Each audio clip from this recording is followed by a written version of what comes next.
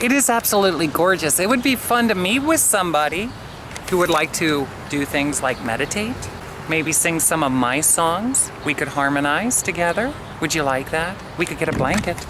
We could sit down, and we could play acoustic guitar, and we could sing some of my songs.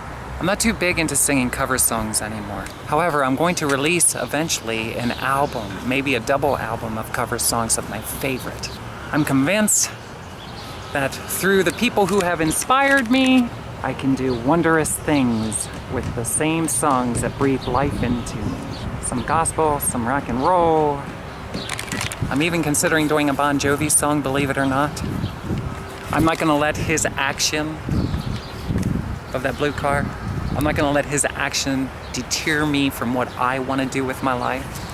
And I've learned that with rock stars who might like to use independent recording artists as resources, can I tell you, I have learned that there are people in the world that like to rub that stuff in the recording artist's face. If you're an independent recording artist and a national recording artist has used any of your ideas whatsoever, know that if it's not them, it's somebody else through a third party who likes to make sure that they rub that in your face, okay? Sometimes I think I'd like to take a person by the name of John and rub his face in the grass.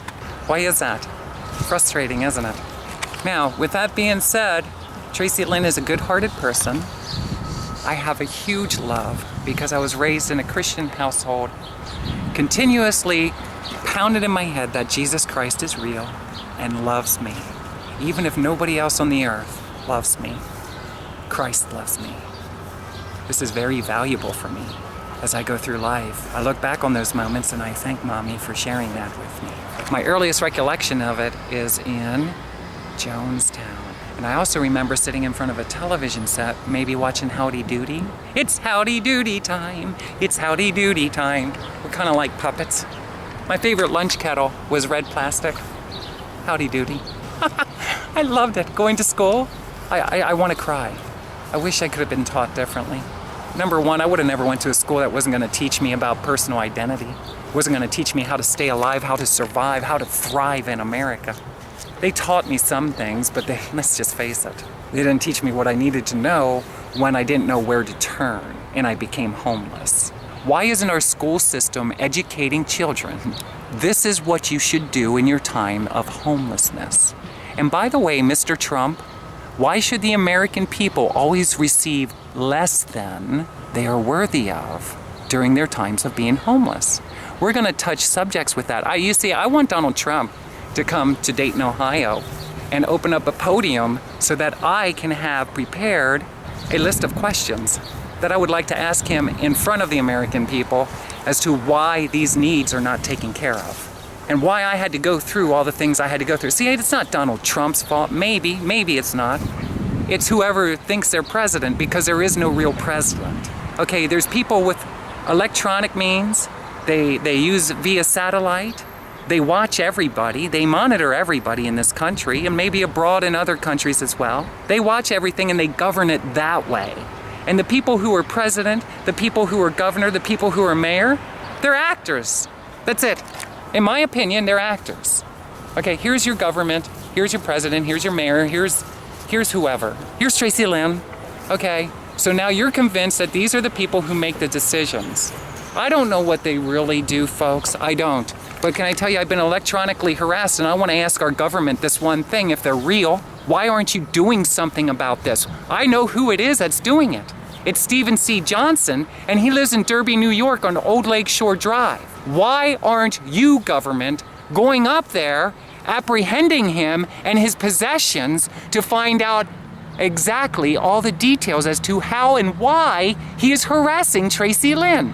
Why is it that most of my ideas since 2010, when I've been sharing my life story and when I was in the privacy of my home talking, why is it that all of my ideas have all of a sudden came out in mainstream political, which I never wanted to be political? I'm an entertainer. That's what I love to do. Why is all this stuff coming out in mainstream? Donald Trump, what are you gonna do about this electronic harassment? I wanna know. Tell me. Come to Dayton, Ohio and tell me to my face what you're gonna do about it. I'm being zapped. The back of my brain. okay? By Stephen C. Johnson, Donald Trump. Do you know about this? If so, why aren't you doing something about it? There are other people like me, and see, they do this in the entertainment industry. Sometimes I wonder if that's how Elvis Enterprise got their started when you hear about the father of rock and roll. That's all right, mama. That's all right with you. That's all right, mama. Did you ever hear Arthur's story? Who deserves the praise? The person who wrote the song or the person who might have, I'm not saying they did, who might have taken the song? And why are we worshiping somebody that's supposedly dead? Do you believe he died that day? Supposedly somebody who's dead versus somebody who's alive and almost in the process of dying because people in the entertainment industry are crooked and they're evil. They steal shit from other recording artists, right? Let's take a long cruise in a ragtop Cadillac. Sing to me like Hey, Priscilla. Sing to me like Elvis. I'll pose for you like Miss Monroe. What do you think, sweetheart? Together we could be funnier than Lucille Ball. I don't ever want to go down to Graceland myself and see that my personal ideas in the privacy of my home that came out or on record or on file were ever used in Graceland. No matter how much I love Elvis and the Elvis image means to me, I would be a little upset if I found out that Elvis Enterprise was part of invading my privacy. You think I wouldn't? See, people in the entertainment industry like to think that what? People who are going through struggles and appear to be weak may be just what they are hoping for. Easy prey. I'm a fool for you. Gotcha. Actually, I'm highly intelligent. I know what I know. And I know I don't like people in the entertainment industry using me as a resource to get rich off of. I can't stand that.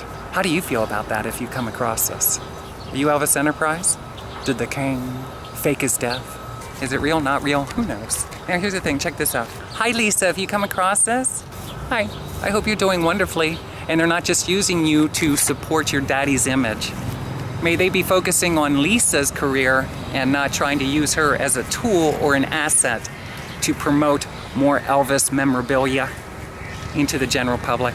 Now here's the thing, in my opinion, what I wanted to get about is I was very frustrated because throughout my life I just wanted to be a guitar player. But I also wrote songs starting when I was 10 and 11. Right, Patty's song was my first one that I finished to completion. It was a one-chord song. I could never get people motivated in their way of thinking that we can really do this. We don't have to be any more talented than we are. We're talented enough, we're good enough. How do we know that? Because when we finally get parties, look how they're responding. Look, most people when it comes to entertainment, what do they care about the most? I'll tell you what they care about the most, that you're kind and respectful to them, and that you're fun to be around, and that you approve of them, you appreciate them, okay? In the moment. They want somebody who might be willing to listen to them. You can be a half mediocre singer or performer, and you can have a packed house. Why don't we go out and play? Well, let me tell you something. Years and years passed by. I could never get people motivated enough. Let's go do this. Tracilyn wants to do it all the time. I want to go on major tour, big tour, big, super big tour. Big tour playing in front of masses of people. Huge sound system, huge stage, amazing lighting. I used to want explosions and stuff like that. I don't know more. Maybe fireworks someday from behind the stage would be great. Maybe. But it took me years to figure out this. When I was 17, I mentioned I was working at Hershey Park and I leaned against the fence and I stared at the stadium where I saw people like Bon Jovi, later years Travis Tritt, Skid Row, a few other bands. Was it Guns N' Roses outside? I think so. But can I tell you, I foolishly fantasized at that time that I would really love to do that. Number one, I didn't realize all the abuse that's involved in it, okay? All the using, misusing, abusing that's involved in it. I didn't realize all that's involved in it. Can I tell you, to be honest with you? I didn't realize all the egos, you know? Is that what it takes to be a big rock star, John? I'm just curious to know. Somebody by the name of John's out there is going to be able to answer that in response. You might tell you, Tracilyn, absolutely, we gotta have egos. I don't believe you have to. I was tormented most of my life because why? I wanted to get into a band and I wanted to rock and roll like my rock and roll heroes, foolish me, I wanted to do what they're doing on the television. I want to do what they're doing when I go see them in concert. I want to have fun. I love music. Man, did I have the hell beat out of me because of it. Because I was driven. I really want to do this. Some people say that you repel people when you do that. I say only what? Only people who are repelled when you talk like that. Have you ever drawn anybody to you like that? And the answer is, when it comes to musicianship, no, I haven't. And I don't know why exactly, but can I tell you that whenever I was in bands, people either showed up late, or they showed up and they were drunk, drugged up, they needed a ride, I had to help them, or they didn't show up at all, they wouldn't even call. And can I tell you, if they did call, like right before I'm ready to walk out the door, I didn't appreciate that. I have learned that I cannot do anything anymore in music, especially as a business, in music when it comes to shows and stuff, unless it's in writing, with penalties if people don't abide by what it is that they're supposed to do. Meaning, if you show up at this time for rehearsal, you got to show up at this time for rehearsal. If you're late, you get penalized. Maybe no longer with Tracilyn, because that's what's up. I started touring as a solo acoustic entertainer after meeting somebody in the acoustic entertainment scene on Ken Syke, Lancaster County in Pennsylvania. I met him in Mannheim at Cheers, owned by Mary, right off the turnpike and Route 72 in Mannheim. I realized through it all, when I was playing these venues, he took me under his wing and he showed me a new way. Instead of having a band with all the frustration, you could be a front person. At that time, it was thought to be a front man. I hope not. I'm very girly, very childlike. Here's the thing. So I could be an entertainer much like him, solo acoustic guitar, and I could entertain bar crowds. Can I tell you this? I was never fulfilled doing bar crowds, solely. I was never fulfilled. That doesn't mean I didn't appreciate it. That doesn't mean I didn't enjoy it. That doesn't mean that I didn't love everyone I loved and all the moments that I hugged people, that it wasn't real. It was very real. It was very genuine. It was very heartfelt. Can I tell you, this is the part where I gotta take off my glasses. When I used to play venues from that time on, can I tell you that anybody that would approach me at this stage with a song request, I'd always tell them, write them down on a napkin so I don't forget. And I would always tell them when they spoke to me, if they ever see me in years to come, approach me and remind me of the exact circumstance that we were talking and what was mentioned, if only a summary or in brief. And the reason that is because I heard a lot of names and I never really figured out mentally how I could remember a lot of names. But I could photographically remember faces, if you'd mentioned the venue, and then what was talked about. I realized that I could remember things like that. And that will start a chain link fence, kind of like the whole night. And then I'll see various faces of people that were there. So I always scanned a room. I usually had some kind of wall to my back, which I learned busking on the street. It's good. If you ever busk, have some kind of wall or protection against you behind your back where you don't have to be looking back. Because no matter how safe you feel, it's not always the safest. There are people who come by and they want to steal things from you. You know, when you're busking and they put money into your guitar case, I've learned that some people just want to walk up and take it. Can I have that? They don't even ask. And I've been known to grab their hand and say, you drop it. I know it's tempting, isn't it? But that's mine. It's frustrating, isn't it? I've learned the nature of what they call the beast, and I wish good teachers would have entered into my life and taught me the difference between the nature of humanity and the spirit of Christ. Could have done a lot of things with my life much differently. Joyce, David Ashcraft, Joel Osteen, J.D. Jake, all these people that are on our televisions and internet, and we think they got the answers. Can I tell you? They have the answers to what? Everything is perspective, and it's only in our own thoughts that we think we know the answers. Doesn't mean it's real, but when somebody speaks to you convincing you, meaning they speak like they know what they're talking about, you believe they know what they're talking about. And then you'll fall more and more in agreement with it. And then you'll find out when you're applying those teachings that they're covered up with other messages when you're hurt and wounded. Well, says Joyce, if God wanted you to have this, you'd have it. Is that so? How about God is a neutral God, and if you really desire it, you got to be taught right so you can figure things out. And that's what I've done. Now here's the thing, we're on our way. So we're gonna shorten this up because I shared this story. But can I tell you that most of the establishments I played, and I played a lot of nice ones, all different sizes. I played yacht clubs, I played deck parties. I did private parties, gun clubs, private clubs.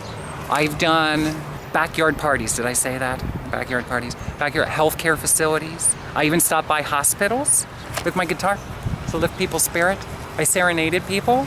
I did all kinds of things. Why? For the love of music, the passion of life. It's what brings me closer, just in general, to wholeness, completeness, fulfillment. I love to rock and roll, but here's the thing, can I tell you? When you're going about it the way I was going about it, it's a plow motion, and you gotta keep calling and keep calling and keep calling and keep sucking ass. You gotta keep sucking up to people, which sucks. Who wants to suck up to people's asses all the time? I don't. Well, you have to in the music industry, because you will speak with a bar room or a venue and you will let them know who you are, an entertainer. You're very talented. You love to entertain people. You'd like to do it in their establishment. Here are your rates. Okay? Here are your rates to be a solo acoustic entertainer. Okay? And can I tell you, if you play acoustic guitar, rather than work somewhere part-time for $7 an hour, $8 an hour, you can go and you can play out for 3 hours in a bar room, and you can make more money in cash in one night's of performance than you will working your ass off all week for a little bit of money. If you got talent, consider it. However, note this, I wouldn't recommend that's the reasoning to do it. My reasoning is I couldn't get a band together, so I found an outlet that I could do entertainment. I wanted to play live, I wanted to travel. I was hoping at that time, foolishly, I was hoping at the time that I could travel the world doing music. Okay, I entertain. It's in me. I want to travel. I want to live. I want to have fun, and I love music. Well, then go do it, Tracilyn. I can't. It's not just that easy. Well, some people say yes, it is. Get yourself a good booking agent, promoter, and away you go. Get yourself a manager. Well, that's really nice, but you know what? People are difficult, and it's not so easy for everybody. A lot of times, booking agents will take up to 2/3 of what you charge a venue. Why is that, Mr. Booking Agent, you selfish piece of shit? Why would you charge 2/3? Well, guess what? In times of desperation, you will use a booking agent to take relieve some of the stress and pressure off of you so that you don't have to keep calling after these barroom owners. And a lot of times they are amazing people. They are fun to be with, but yet, hey, barroom venue owner, why won't you reply to my phone call? Are you busy? You have a lot going on in your establishment? A lot of people calling after you? Why won't you responsibly return my call? Even though I played your venue many times. Well, there you go. That's the nature of the beast. See, in the spirit of Christ, people would pick up the phone and say, I appreciate it, and I heard that you called. Sorry, I'm late. That has taken me so long to get back to you. That's in the spirit of Christ. But in the spirit of the flesh, it's screw you. I have a life and I'm busy. Okay, there you go. So even though I was an amazing entertainer, the bottom line is none other had to keep calling after these venue owners. Very frustrating. Years I had to do this. And for somebody who played over 200 shows a year, average, and longed to do other venues and do bigger projects, can I tell you I got lost in it? And it gave me more headaches than it was worth. I started to back away from it. When I was doing my soul searching, I started to back away from it. And why is that? I'll tell you why. Because I was convinced that the Lord above, God, was calling me away from it, saying, I got something way better for you than sitting around on a bar stool or standing up and rocking and rolling in a bar room, encouraging people to drink. Because let me tell you something about the bar rooms. If you ever play an establishment that serves either food or alcohol, the trick of the day is, if you want to make yourself a friendly reputation with the venue owner, is get the numbers up on the cash register for alcoholic beverages specifically, or the food. You get the numbers up, you're worthwhile having back. And can I tell you, in order to get those numbers up, that either A, means you have to get people to eat.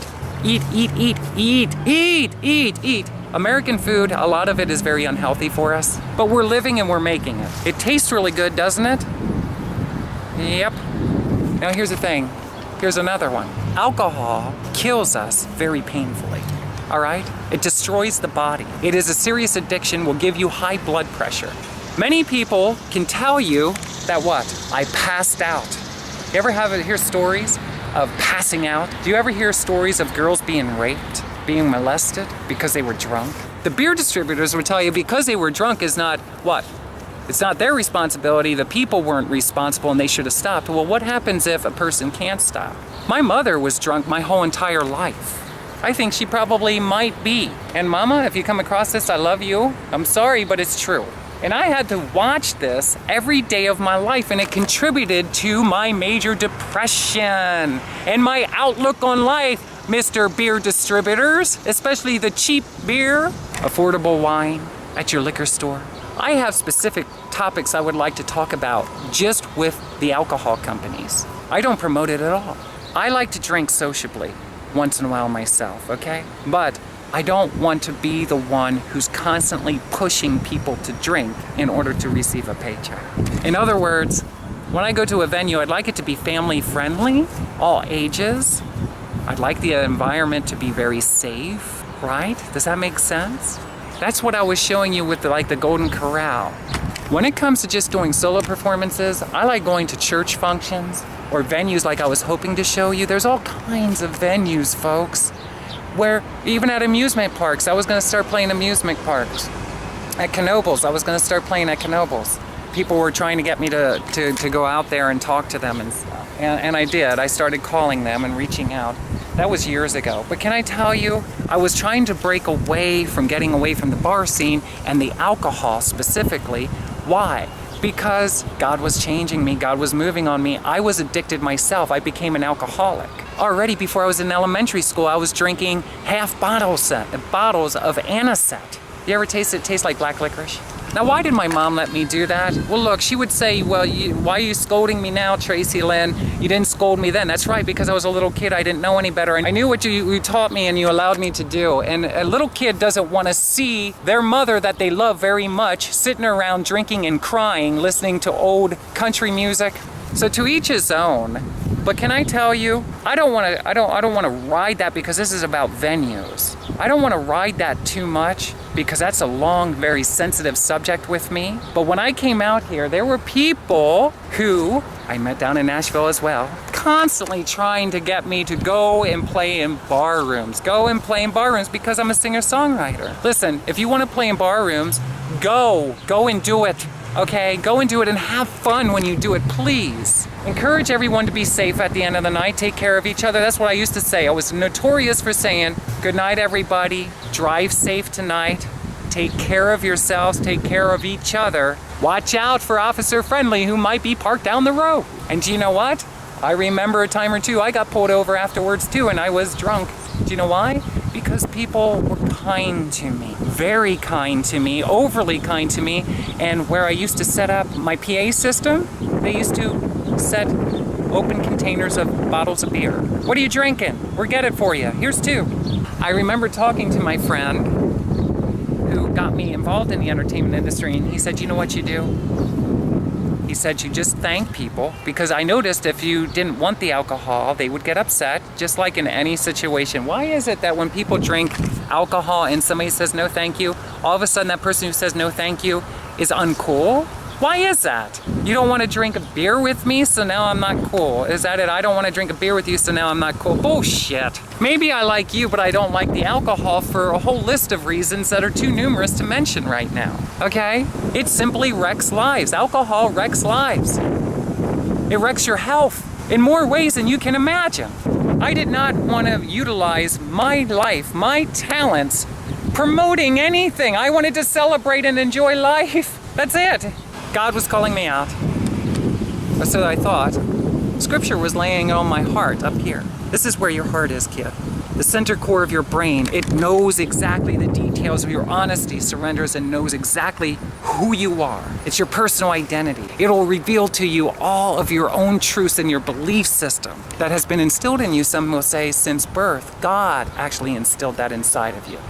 The Holy Bible reveals it to you, the truth. When you surrender to honesty, what you want to do with your life, who you are, the kind of people you want to be around, the kind of life you want to live, the kind of God you want to worship, the kind of recording artist that when they use your ideas and they had many, many years on the radio and on television, you want to stay away from. You don't want to meet in Cincinnati face to face, but you do. Not because You went to their house like I did to Jerry Lee Lewis. Tracilyn here. How you doing? Nice to meet you, Jerry. Goodness gracious. Great gracious. Great balls of fire. I remember I heard that in my grandfather's Granada. My grandfather Dobbs car. Right. I was scared of Jerry Lee Lewis when I was a kid because of that song, you know, and I heard things about it. Well, the mystique. Who is that man? He's scary. So I played bar rooms, right? My friend got me in. I realized that selling alcohol and food, getting as many people into the venue as possible, promotion, wing night, get your draft beer, right? It's a combination of the atmosphere. And can I tell you, I didn't want to do it anymore. And by the way, thank you everybody for all the beers that you gave me. And can I tell you, you know how many times beer got spilled on top of me? Can I tell you how many times beer got spilled onto my PA system? All over my table. I used to set up a table. I went home smelling like beer. I remember one time I literally was not drinking and I told the officer I was not drinking, I'm an entertainer, here's all my equipment. People spilled beer on me tonight, they were having fun and things happen. And I always tried to be very, very kind, but can I tell you in all honesty, just like anyone else, inside my mind I'm thinking to myself, this has got to end. I can't keep doing this. This is the part that I'm not caring about too much. I am getting past the stage of, ooh, wow, nightclubs, drinking, let's get drunk and let's screw and let's have lots of fun this way. You know, let's dance and get drunk. Guess what? I don't want to do that anymore.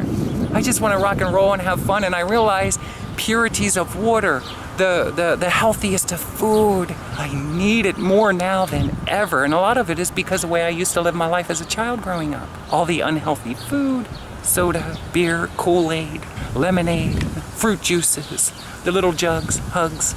I'll take the grape. There's all different colors, right? Well, in my opinion, most of it is extremely highly unhealthy for us. I notice a difference when I eat lots of fruits and vegetables, especially if it's organic, as organic as we can get it.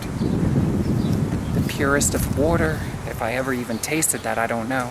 But I was realizing this when I was a musician and I was playing out a lot, an entertainer. I classified myself as a live acoustic entertainer. And then I started doing DJ functions as well. So I would combine solo acoustic entertainment with DJ function. And can I tell you with that, a lot of people kept requesting what? They requested my songs because I released promo CDs and songs and stuff online, and I also gave CDs. Here's one of mine.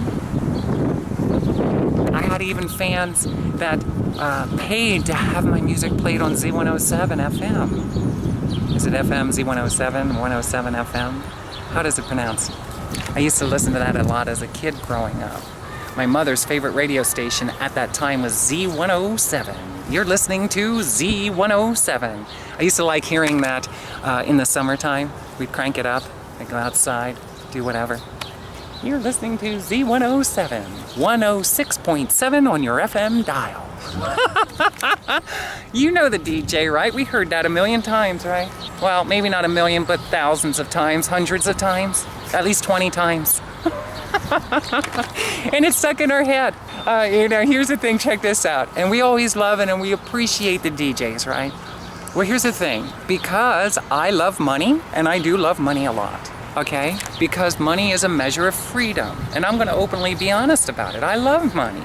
Because then I can freely do what Tracilyn wants to do with her life. Because there's nothing I want to do that's corrupted. In my head. I don't want to purposely. I don't want to intentfully do things that are corrupted. Tracilyn started doing private weddings, functions, like backyard parties, and a lot of time, not all the time, there was usually a lot of alcohol there. And I would find myself getting drunk, smoking a little weed, hanging out with different people, okay? And I'm not saying, listen, I'm not saying there's any, if you want to drink and you're drinking right now, or you like to do drugs or whatever you do, listen, I just talked to somebody who told me they just recently got off crack, okay? Did I jump off the bus and run away from it? No, I did not. Okay, very, very, very, very, very, very kind person. I try very hard not to judge people. If you're on drugs right now, you're addicted to coke, meth, heroin, what other speed Do we still do speed?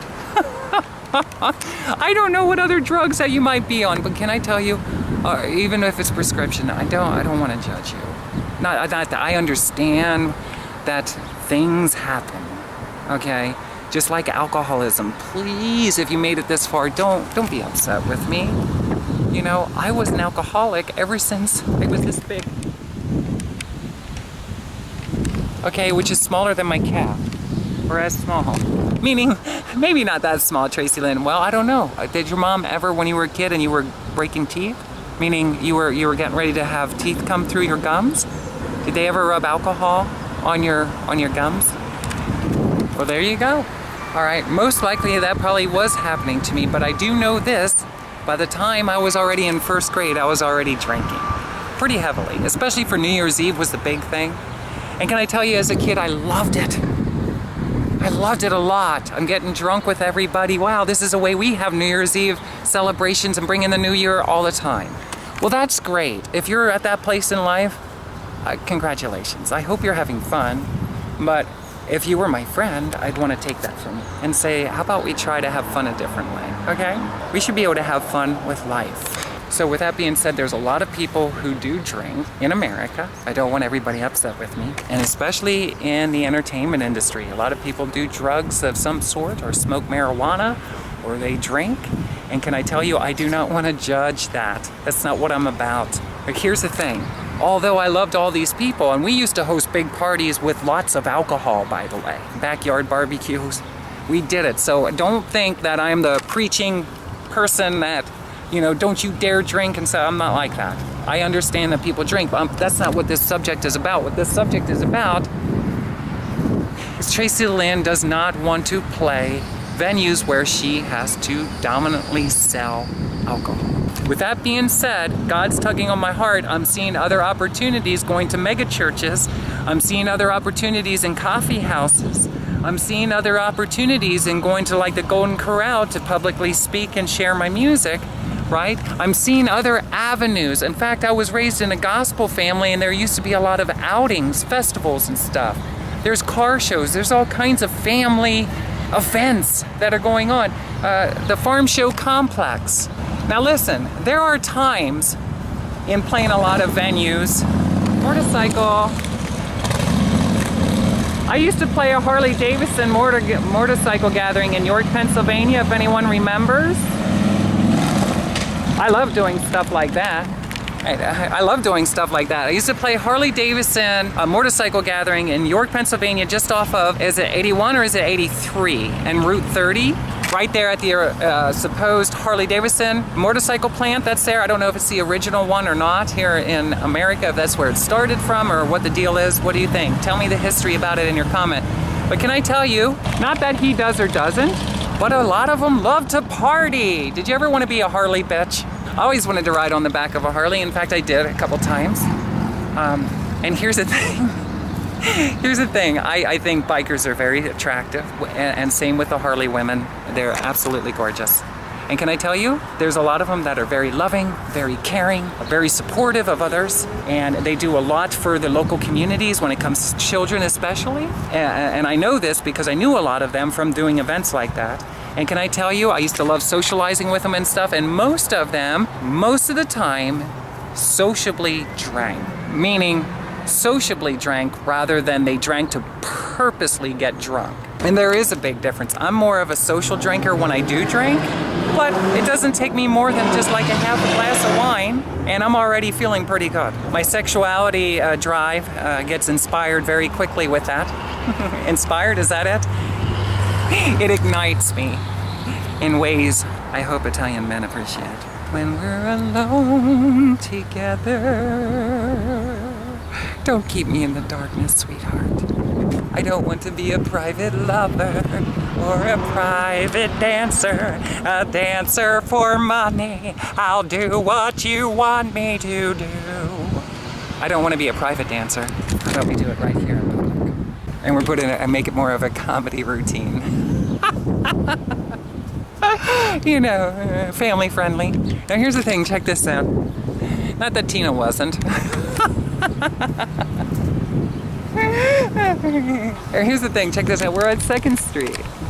So, understand, here's where we're at. It's Tracilyn was sensing this calling on God, and it was time to get away. It took me about 1.5 years, almost 2 years of prayer. I would go up to the mountains. I used to hang around. I used to go to big parties. I mean, really big parties. And I used to host like the Harley Davidson event. Okay? I love people in the Harley Davidson. I loved all the people were fun. Most of them. most of the people at the event were a lot of fun. And I look forward to it because of all the motorcycles and all the kind hearts and rocking and rolling in front of lots of people. I like that. Why? I don't know why. I don't know why I like that, but I do. Some people say it's because you want attention, Tracilyn. That's not true. I don't do it because I'm an attention getter. I just enjoy it. To me, it feels like it's the way I was always meant to live my life.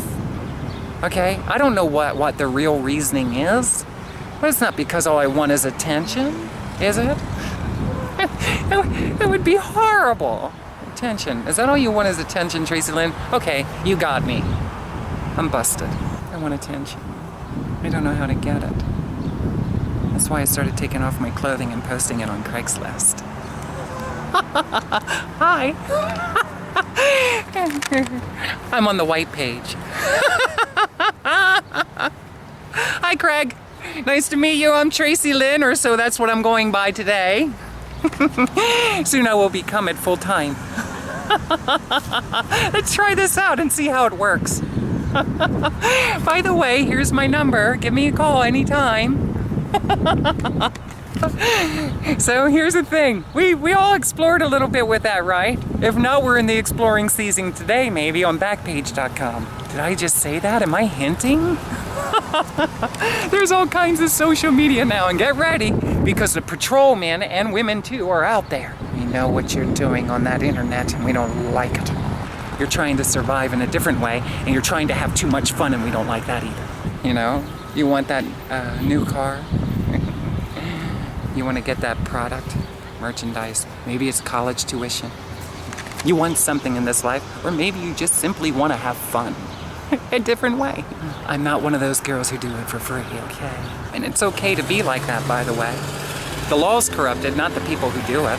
Do you know that according to God, anyone who prostitutes against their heart, the center core of who they are, that's the prostitute? Anyone who goes against their heart desires is a prostitute. Exchange for sex for money is not prostitution. That's man-made laws to oppress people and keep them.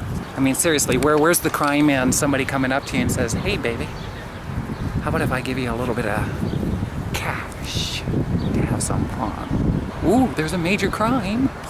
Ooh, look out. I mean, he's trying to encourage me, influence me, that he wants to help me. Or she. It could be she. It's not always guys. It could be she. It's very important for you to realize the subject of the matter is this. Tracilyn. Like, beautiful, isn't it? Tracilyn is coming out. And can I tell you, during the time, too, that I was doing music, I was dominantly trying to do my music and get my music heard. It was up to like 60% on the meter. I would always start off my shows with like 2 or 3 of my own songs. And then before you know it, we get back into the cover songs, and cover songs are doing other recording artist material. Now here's the thing. When you start playing venues like that, in order to win favoritism of the masses of the people that are there, a lot of times, more so than not, the pressure is on, and it's encouraged that you sing recognizable songs. A lot of classic rock music, things like 38 Special, Bad Company, Bon Jovi, Poison, some old Michael Jackson songs, classics. You'd be surprised, and a lot of women too, but dominantly the bands that were popular in the 80s. If you do a lot of bands in the 70s, 60s, 80s, do you know that people will fall madly in love with you and they'll want you to come back again, and they'll think that you're really cool of an entertainer? Well, think about what that feels like when you want to do all your music, and we've been listening to these people's music for years. Well, it starts to, you're prostituting against yourself, your heart's desires. You want to do your music. They keep insisting, do something that we're familiar with. Well, what are they familiar with? Songs they heard on the radio, songs they grew up listening to on their television, MTV, VH1, and stuff like that. Well, here's an independent recording artist. Maybe this independent recording artist should have went to court and sued the local television and radio stations to play my music because I'm the one living in Lebanon, Pennsylvania and working out of Lancaster County dominantly to make a living. And these people haven't heard my music on the radio often enough to be convinced that it would be more enjoyable to listen to Tracilyn's music at the time I was Todd Michael. Why should we be listening to the boys from New Jersey in Pennsylvania? They're not playing all the shows I'm playing in Pennsylvania. They're all over the place. Why don't they stay in New Jersey and play? And Tracilyn, at that time Todd Michael, and whoever else is from Lebanon, Pennsylvania and Lancaster too, why don't we play there? Why don't we divide up territories? Tracilyn put a fence and say, anybody who's a recording artist living in New Jersey, you stay in New Jersey, you play your shows there. And by the way, our radio stations and stuff like that in our central Pennsylvania area are for the people who are centrally located and are independent recording artists. Why don't we support our independent recording artists more than we do the same people we did for 30 years? Why is it the same people that I used to look at on my bedroom wall in the 80s on the radio today? Because nobody's standing up and defending that. The point that they're no more worthier than anybody else. And psychologically, you could prove in the courts of law or in just general conversation, it is not healthy for the masses to think that these are the people who are worthy of the life that they grew accustomed to. Now, that's a lot of pressure for somebody who's making a living, being in show business, being an entertainer, going and playing all these different venues that serve alcohol. So the ultimate goal is to get people to drink, get people to eat, want people to have a good time, and they keep on pushing. They want to hear cover songs, unless they heard your songs. Let's face it, that's a whole nother sensitive subject with the fact that a lot of people did love my music, but that was from years of hard labor in promotion, which just like these other recording artists do as well, it was a lot of hard years in promotion and offering my music to people. The problem is, I was doing solo acoustic entertainment. I couldn't find musicians who wanted to tour with me on a regular basis doing my music, that wanted to kind of surrender everything else and be a part of something great. Forming a band and playing other venues, bigger venues, different venues.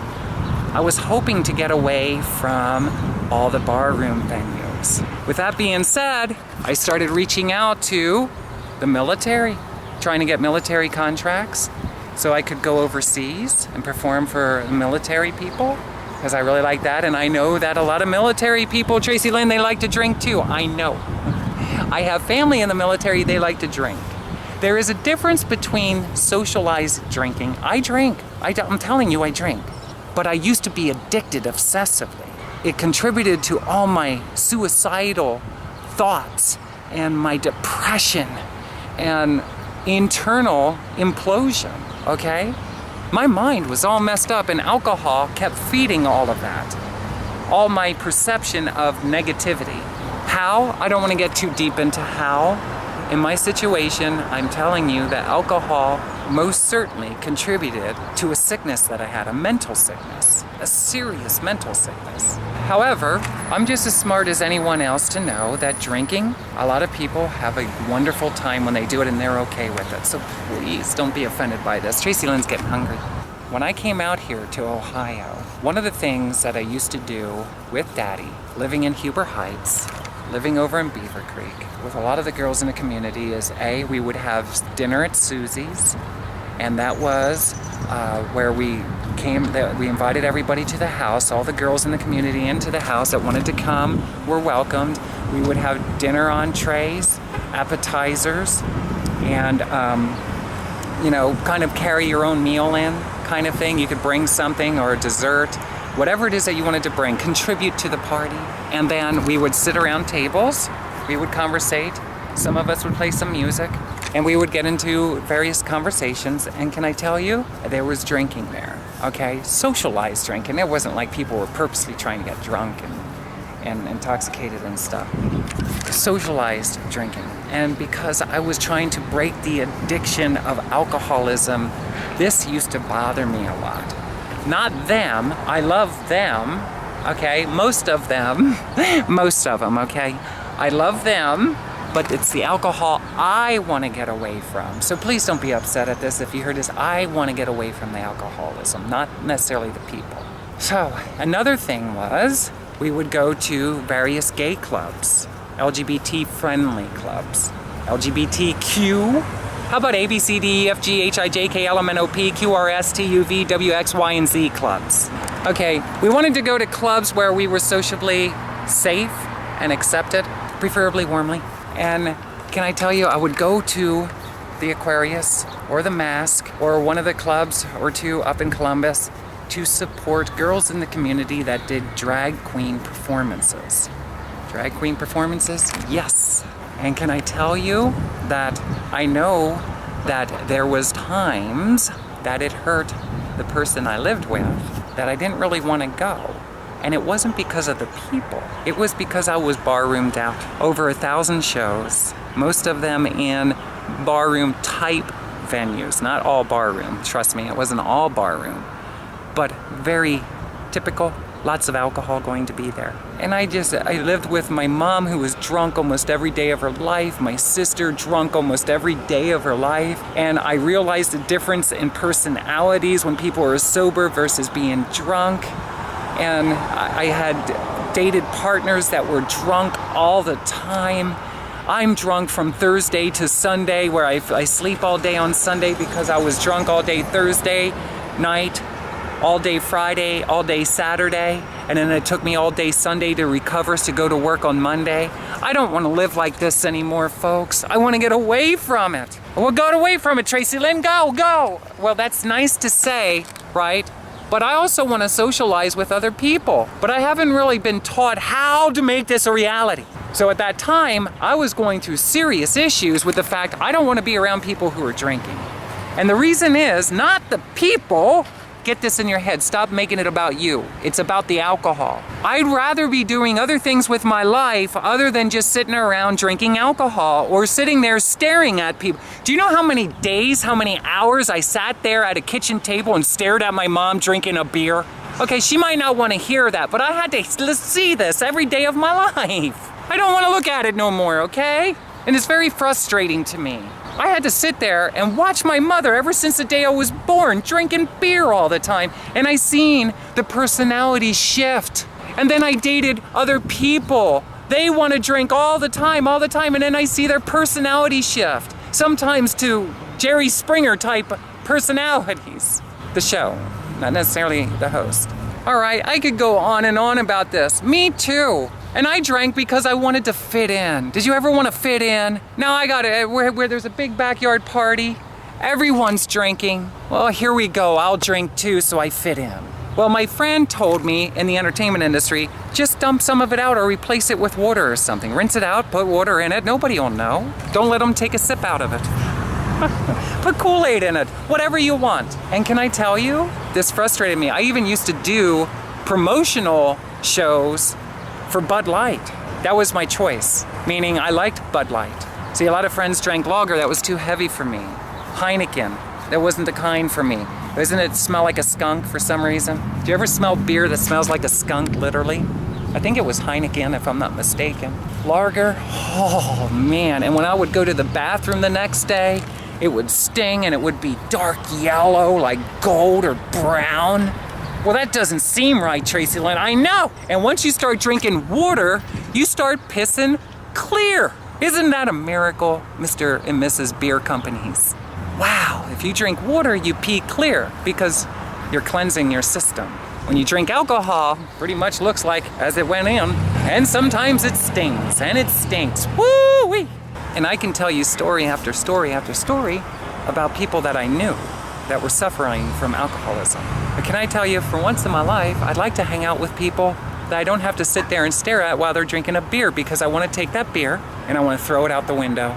I don't want to litter, but I want to throw it out the window, okay? I used to do that. Did you ever do that driving a car? You take a bottle and you throw it at a sign on a country road. It bounces off the guardrail or something, shatters all of it. You know, at times you might think that's cool. At times I thought that was cool. It's not so cool. Okay, I see broken glass here in Dayton sometimes. The whole entire street is like that. The whole entire block, 2 blocks, 3 blocks, 4 blocks. What do you do about it? Well, I guess we have street cleaners, right? There's a job. We don't want to do that. Okay, I don't want to do that. I'm sorry for every single time that I've done that. Litter. Right here's some litter. I'll show you sometime all the litter. And I can tell you and share with you. Uh-oh, bird.